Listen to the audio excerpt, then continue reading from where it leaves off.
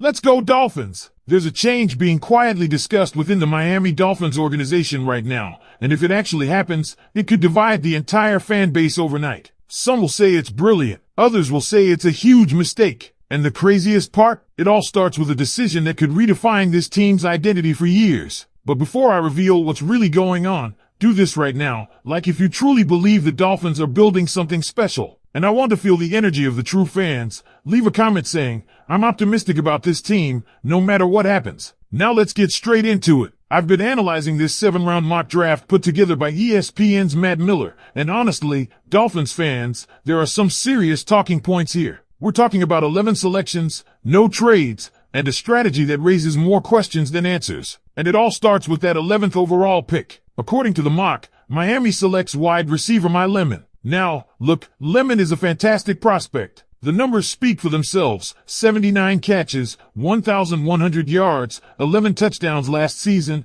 and elite hands with just 1 drop per season over the last 3 years. That's not normal production, that's top-tier consistency. But here's the problem. Does this actually fit what the Dolphins are trying to build right now? From everything we're hearing internally, and based on what John Eric Sullivan has been emphasizing, this team is focused on building from the trenches out. There's a clear philosophy shift here, prioritizing physicality, size, and dominance in key positions like offensive line, edge, and defense. And historically, if you look at the system Sullivan comes from, wide receivers are rarely taken that high, especially not in the top 15. So while Lemon might be the best receiver in the class, the real question is, would Miami actually pull the trigger on that kind of pick? Now fast forward to pick 30, and things start to make more sense. Cornerback Colton Hood enters the picture, and this is where you can really see the identity of this new Dolphins regime. Hood fits the mold perfectly, long, athletic, physical, and capable of playing press coverage. At 6 feet, 193 pounds with 4.44 speed, he checks every box that defensive coordinator Jeff Hafley is looking for. And let's not ignore the context here. The Dolphins secondary took a massive hit with multiple departures,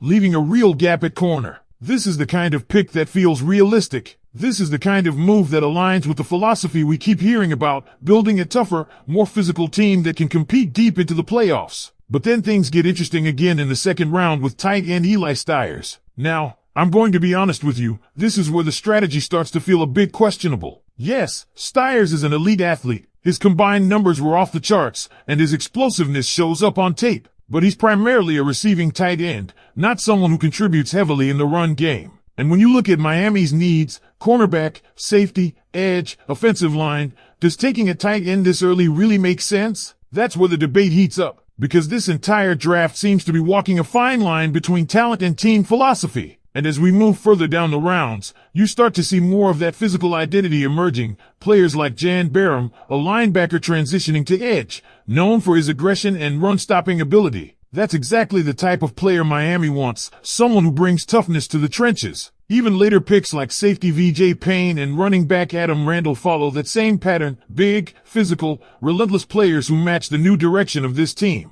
There's a clear message here, fast gets slow, but big doesn't get small. That's not just a quote, that's becoming the blueprint. And that's exactly where things start to get even more intriguing, because when you zoom out and look at the rest of this mock draft, you can clearly see a pattern forming, but at the same time, you also see inconsistencies that could raise concerns inside that Dolphins war room. Let's keep going. In the third round, the selection of Jan Barham is one that honestly could excite a lot of fans who have been begging for more toughness. This is a guy who doesn't just play football, he enjoys the physical side of the game. You turn on the tape, and it jumps out immediately. He sets the edge, he attacks the run, and he brings an attitude that this defense has been missing. And let's be real here, Miami has leaned heavily on speed and finesse over the past few years. That hasn't always translated in the playoffs. So bringing in someone like Barham could signal a shift toward a more balanced, more aggressive defensive identity. Then comes another interesting name, safety VJ Payne. At first glance, this might not be the flashiest pick,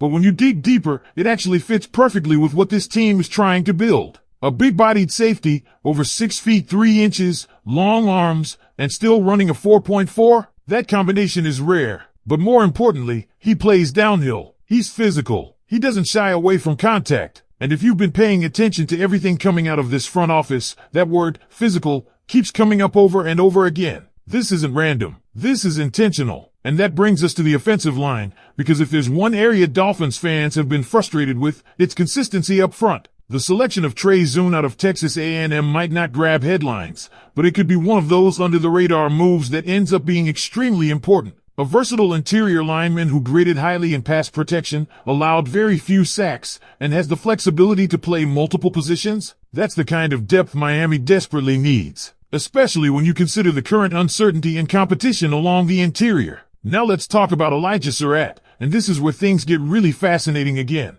Because unlike the earlier wide receiver pick, this one actually feels more in line with value. Surratt isn't a separation specialist, that's clear. But what he does bring is elite ball tracking and contested catch ability. This is the type of receiver who thrives in the red zone, who can win those 50-50 balls, and give your quarterback a reliable target when things break down. But here's the question. Can you build a receiving core around that type of skill set, or is he better suited as a complementary piece? As we move into the later rounds, the theme stays consistent: more size, more physicality, more depth in the trenches. Offensive tackle Austin Barber gives Miami a potential developmental piece on the outside, especially with contract situations looming. Then you add a player like Adam Randall at running back, and again, you see the same blueprint. Big frame, physical runner, not necessarily a burner, but someone who can wear defenses down. And to close it out, 2 defensive line picks, Logan Fanu and Marvin Jones Jr., adding more bodies to the front, more competition, and more emphasis on building a stronger defensive unit overall. But now let's address the elephant in the room, something that wasn't done in this entire mock draft. No quarterback. And that's surprising, because we know, and this has been talked about internally, the Dolphins are expected to bring in a young quarterback to compete,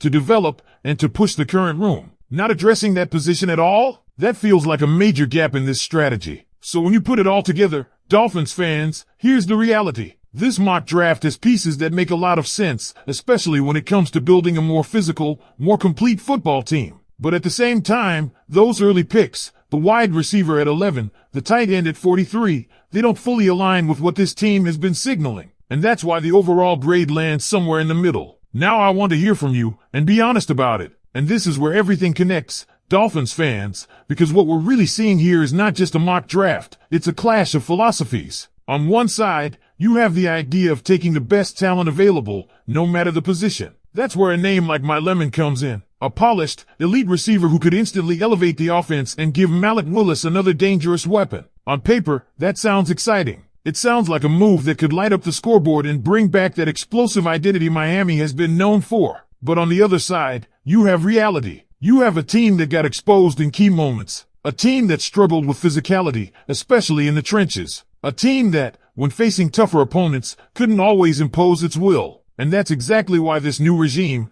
led by John Eric Sullivan, keeps emphasizing size, toughness, and control at the line of scrimmage. So when you look back at this draft, the real question isn't just about individual players, it's about direction. Because if Miami truly commits to this new identity, then passing on offensive linemen, edge rushers, or elite defensive talent at pick 11 could end up being a massive mistake. And that's why that first selection feels so critical. It sets the tone for everything that follows. Now imagine this scenario. Instead of going wide receiver at 11, Miami locks in a dominant offensive lineman or a game-changing defensive player. Then at 30, they still grab someone like Colton Hood, solidifying the secondary. By the time you hit rounds 3, 4, and 5, you're layering